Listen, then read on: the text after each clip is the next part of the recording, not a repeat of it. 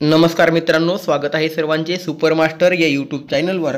मित्रांनो, आजच्या व्हिडिओमध्ये आपण बालमानसशास्त्र आणि अध्यापनशास्त्र या विषयाचे काही महत्त्वपूर्ण प्रश्न या ठिकाणी पाहणार आहोत। चला तर बघूया की कोणते प्रश्न आहेत। तर पहिला प्रश्न आहे, बालविकासाच्या संदर्भात चुकीचे विधान कोणते? तर याचे पर्याय आहेत, विकास ही प्रक्रिया गुंतागुंतीची आहे, विकासाची प्रक्रिया खंडित स्वरूपाची असते, विकासाची प्रक्रिया ही अखंड चालणारी असते आणि विकास होत असताना सूक्ष्मपणे होत असतो। तर याचं तुम्ही सहज उत्तर सांगू शकता।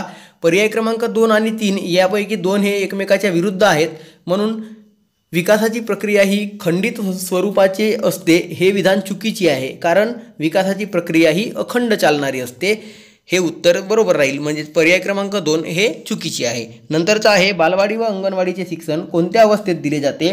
तर याचे योग्य उत्तर काय राहील पहा, नवजात अवस्था, शैशवावस्था, किशोरावस्था आणि कुमारावस्था। तर बालवाडीचे शिक्षण हे पर्याय क्रमांक 2 शैशवा अवस्थेमध्ये दिले जाते। पुढचा प्रश्न आहे, वर्गातील उत्तम शिक्षक हा पर्याय आहेत, विद्यार्थ्यांच्या नैसर्गिक जिज्ञासेचे पोषण करतो, विद्यार्थ्यांना परस्पर संवादी प्रोत्साहित करतो, विद्यार्थ्यांना जगातील वास्तविक परिस्थितीमध्ये सम्मिलित करतो आणि वरील सर्व।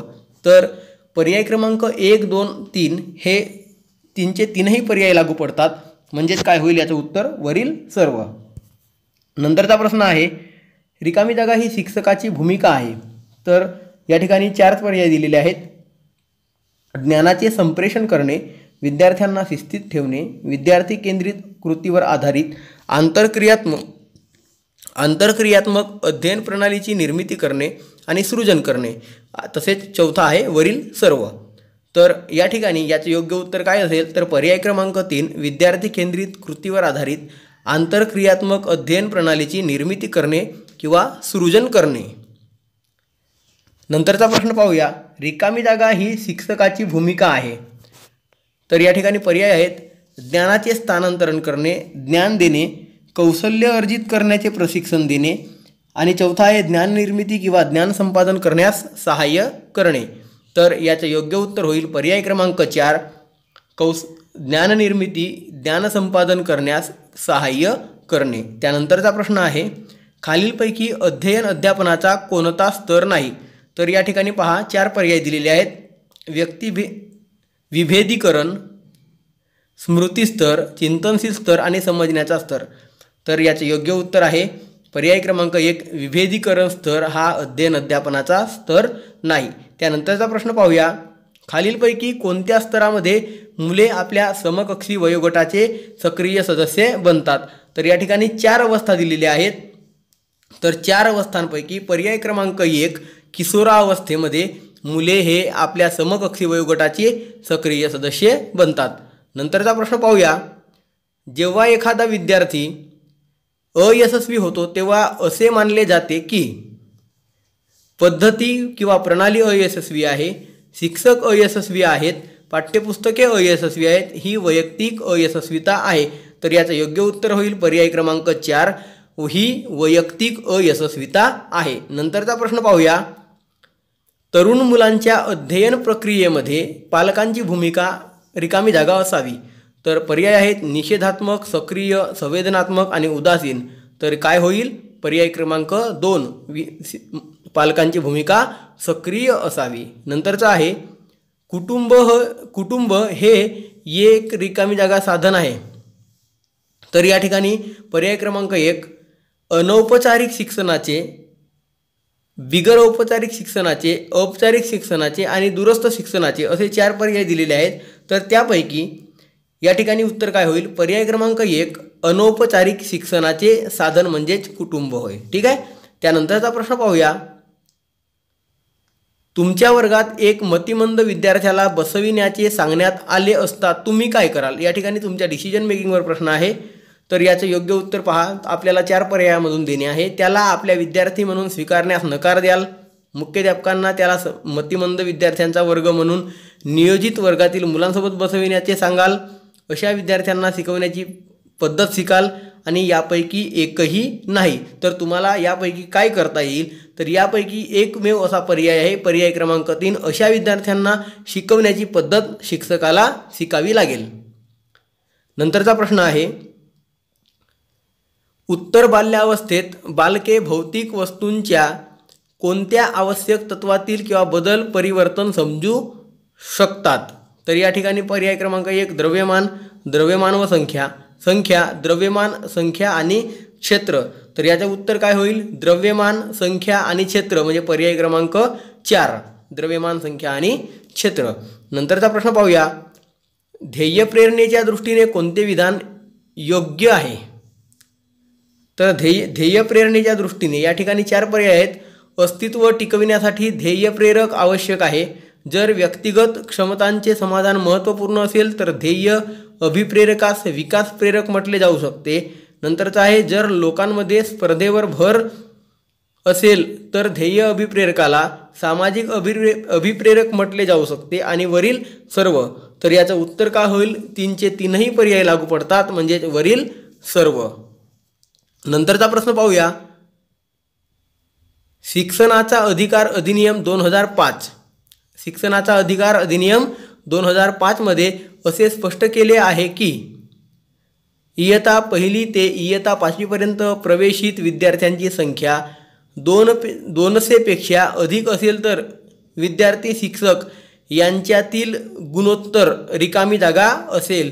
तर 200 पेक्षा जास्त विद्यार्थी संख्येस शिक्षकांचे गुणोत्तर विचारलेले आहे. तर याचं योग्य उत्तर होईल पर्याय क्रमांक 2 40. गुणोत्तर हे काय असेल? 40:1 असा असेल. नंतरचा प्रश्न पाहूया आपण, मानवी विकास कोणत्या 2 घटकांच्या योगदानाचा परिणाम आहे?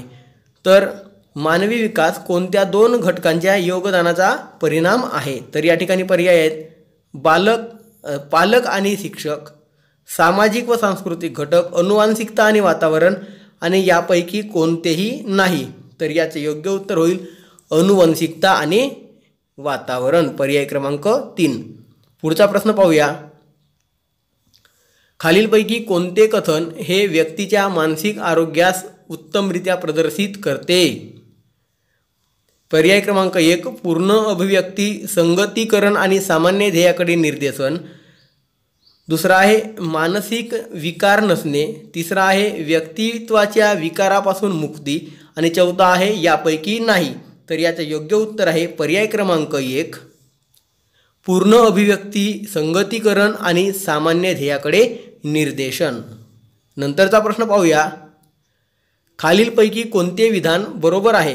तर नंबर 1, शिक्षण ही एक कला आहे, शिक्षण हे एक शास्त्र आहे, शिक्षण हे शास्त्रही नाही व कलाही नाही, शिक्षण हे काही प्रमाणात कला व काही प्रमाणात शास्त्र आहे. तर शिक्षण आणि कला हे काही प्रमाणात शास्त्र, काही प्रमाणात,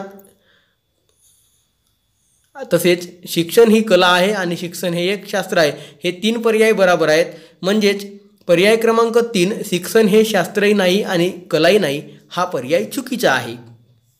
नंतरचा प्रश्न पाहूया, जर विद्यार्थी वर्गात उपस्थित राहत नसेल तर तुम्ही, म्हणजे शिक्षकांसाठी उपयोजनात्मक प्रश्न आहे, तुम्ही काय कराल?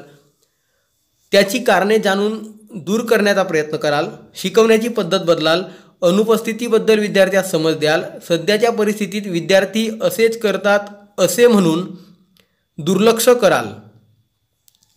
तर याचं योग्य उत्तर काय होईल? तर पर्याय क्रमांक 1 त्याची कारणे जाणून ते दूर करण्याचा प्रयत्न कराल. नंतरचा प्रश्न पाहूया, वर्गात लहान मुलांना पुढे मोठ्या मुलांना मागे दंगा करणाऱ्या विद्यार्थ्यांना दृष्टीच्या टप्प्यात बसवणे, तसेच अध्यापनास वातावरण निर्मिती करणे हे रिकामी जागामध्ये मोडते. तर याचं योग्य उत्तर काय राहील? तर तुम्ही सहज सांगू शकता की हे वर्ग अध्यापन कौशल्यामध्ये मोडते, म्हणजे पर्याय क्रमांक 2. नंतरचा प्रश्न आहे, उमेशला सर्व प्रश्नांची उत्तरे पाठ आहेत या विधानातून रिकामी जागा वर्तन बदलाचा बोध होतो. तर उमेशला सर्व प्रश्नांची उत्तरे पाठ आहेत म्हणजे त्याला ज्ञान आहे. तर पर्याय क्रमांक काय होईल? 1 याचं बरोबर उत्तर होईल ज्ञानात्मक वर्तन बदलाचा बोध होतो. नंतरचा प्रश्न पाहूया, तुमच्या विद्यार्थ्याला एखाद्या बाबतीत तुमची मदत हवी असल्यास अशा विद्यार्थ्याला मुळीच थारा देऊ नये, त्याची समस्या सहानुभूतीने ऐकून घ्यावी, तुम्ही केवळ अभ्यासविषयक चर्चेसाठी उपलब्ध आहात असे विद्यार्थ्याला सांगावे. विद्यार्थ्याला विभाग प्रमुखांना प्राचार्यांना भेटण्यास सांगावे. तर याचं योग्य उत्तर काय होईल तर त्याची समस्या जी असते ती सहानुभूतीने ऐकून घ्यावी म्हणजे पर्याय क्रमांक 2 हे त्याचं योग्य उत्तर असेल. नंतरचा प्रश्न आहे रिकामी जागा ही शिक्षणाची 3 सूत्रे आहेत किंवा 3 सूत्रे होत. तर पहा या ठिकाणी आपल्याला 3 सूत्रे दिलेली आहेत. Reading writing arithmetic, reading writing and recalling, reading remembering and reasoning, reading cycling and ragging. तर या 3 पर्यायापैकी पर्याय क्रमांक 1 रीडिंग रायटिंग आणि अरिथमेटिक ही शिक्षणाची 3 सूत्रे होत. पुढचा प्रश्न आहे हे सहशालेय कार्यक्रमाच्या फायद्यांपैकी नाही. हे सहशालेय कार्यक्रमाच्या फायद्यांपैकी नाही. तर विद्यार्थ्यांच्या सुप्त गुणांना वाव मिळणे, विद्यार्थ्यांचा सर्वांगीण विकास होणे, वेळेचा अपव्यय झाल्यामुळे होणारे अभ्यासाचे नुकसान आणि उत्तम नागरिकत्वाचे शिक्षण. तर याचं योग्य उत्तर काय असेल तर पर्याय क्रमांक 3 वेळेचा अपव्यय झाल्यामुळे होणारे अभ्यासाचे नुकसान. नंतरचा पाहूया अध्ययन झाले नाही तर अध्यापन झाले असे म्हणता येणार नाही. हे विधान बरोबर आहे, हे विधान चूक आहे, हे विधान अनिश्चित आहे, हे विधान केवळ कल्पनाशक्तीवर आधारित आहे. तर याचं योग्य उत्तर काय होईल हे विधान अगदी बरोबर आहे म्हणजे पर्याय क्रमांक 1.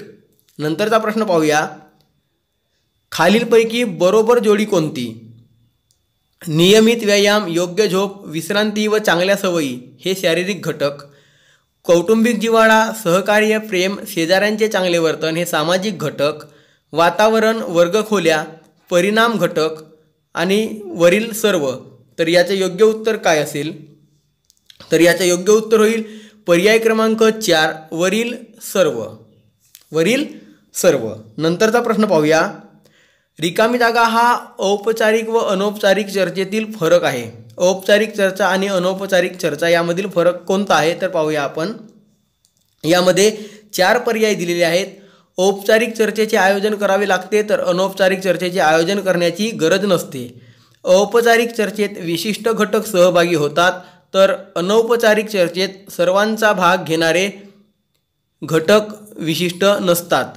औपचारिक चर्चेत सर्वांचा सहभाग असतो तर अनौपचारिक चर्चेत सर्वांचा सहभाग असतोच असे नव्हे.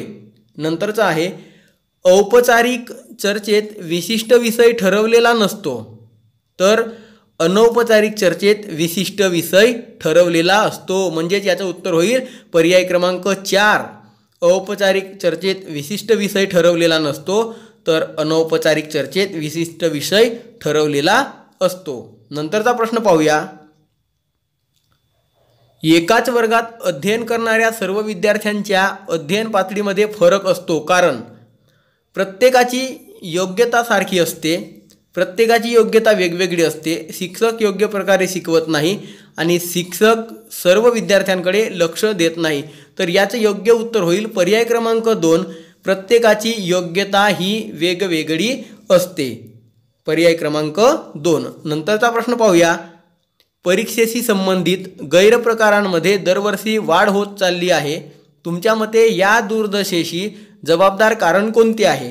तर या ठिकाणी पाहूया पर्याय क्रमांक 1 प्रश्नपत्रिका सुरक्षित ठेवण्यासाठी आवश्यक ती काळजी न घेणे, प्रत्येक पालकाच्या आपल्या पाल्याकडून वाढणाऱ्या अपेक्षा, वाढत्या स्पर्धेमुळे काहीही करून परीक्षेत यश मिळविण्याची तीव्र इच्छा, शिक्षण क्षेत्राशी संबंधित व्यक्तींची आपल्या कर्तव्यात प्रतारणा. तर या ठिकाणी पहा 4चे 4ही पर्याय असे कन्फ्युजिंग दिलेले आहेत की आपण नेमकं या ठिकाणी कोणतं डिसिजन घ्यावं.